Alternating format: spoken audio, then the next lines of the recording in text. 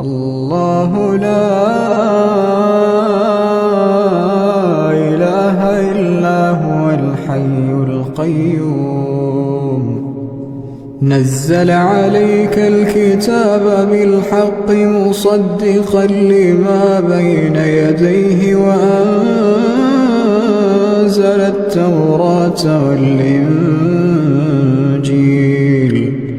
من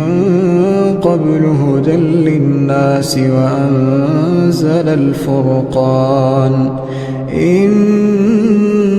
الذين كفروا بآيات الله لهم عذاب شديد والله عزيز ذو انتقام إن الله لا يخفى عليه شيء في الأرض ولا في السماء هو الذي يصوركم في الأرحام كيف يشاء لا إله إلا هو العزيز الحكيم هو الذي أنزل عليك الكتاب منه آيات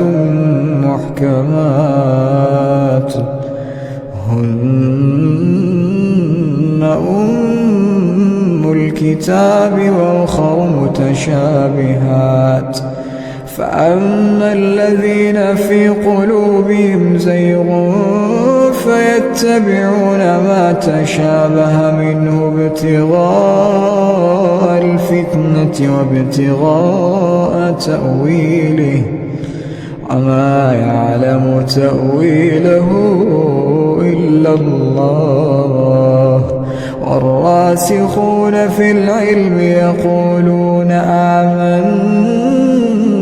به كل من عند ربنا وما